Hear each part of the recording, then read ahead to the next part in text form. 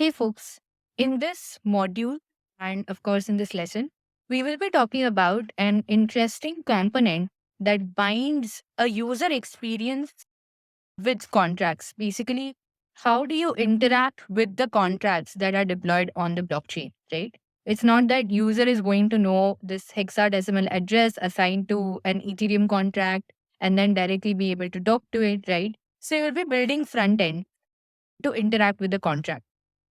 Now, the library that we are going to be focusing on, the collection of libraries that we would want to discuss is called EthersJS, which is slowly becoming one of the popular libraries to be able to connect the front end with the contract.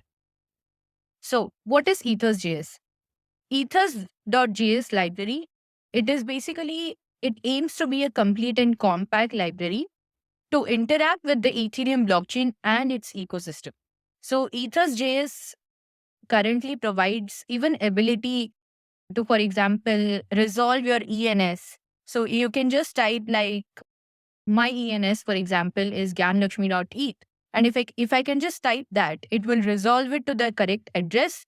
And then I can use that address to, provide privileges, interact with the contract, signature, etc.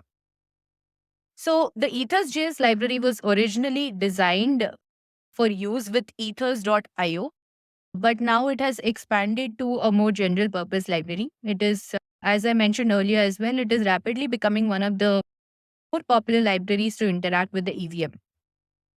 So, how does interaction with EVM actually happen, right? So, you can see that the Ethereum network is actually nothing but a network of computers, right? For running smart contracts, you have to be running an EVM, also known as the Ethereum virtual machine.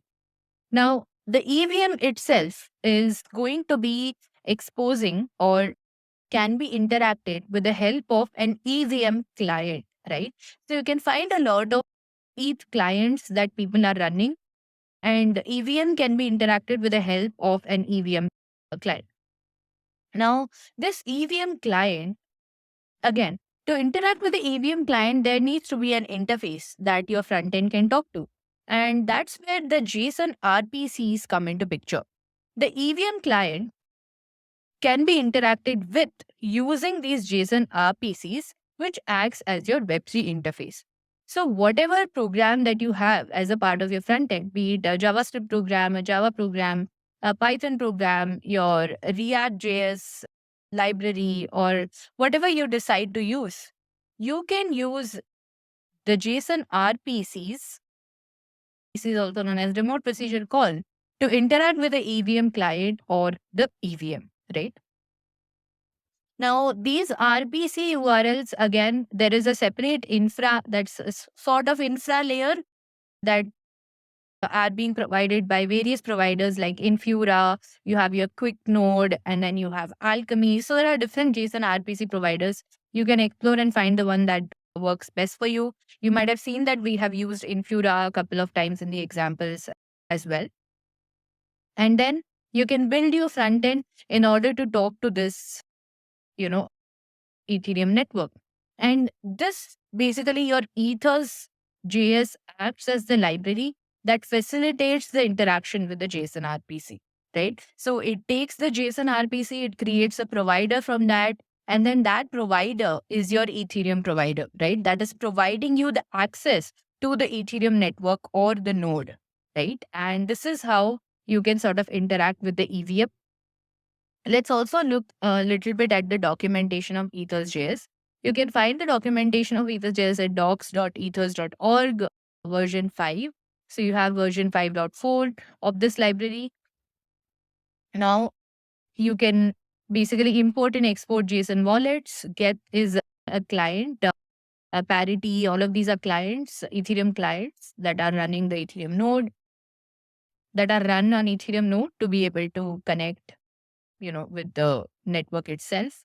You can import and export BIP39 mnemonic phrases, HD wallets, meta classes, create JavaScript objects from any contract ABI. So you will see this example going further as well in the next upcoming lessons. Again, ENS names, as I mentioned, they can be used anywhere where Ethereum addresses can be used. it is complete. It has complete functionality for all of your Ethereum needs, right? Now, EthersJS, throughout this module, we will be looking at different examples of EthersJS, looking at examples where we can use Ethers.js. But if you really want to sort of deep dive into it, then you have this extensive documentation that talks about how you can connect with certain, functionalities. For example, you can see that there is, let's see. Okay. So interaction, right? So one of the things that we have been talking about, how to interact with the contract from a front end perspective. So you can create instances, properties, methods, events, meta class, contract factory. And then there is an example as well of an ERC20 contract, right? How can you interact with an ERC20 contract? So these are some of the documentations that will help you understand how to sort of, use ethers.js. But of course, throughout the upcoming lessons as well, we will be using ethers.js as we go, and looking at what are the different plugins that it provides for users to be able to interact with contracts.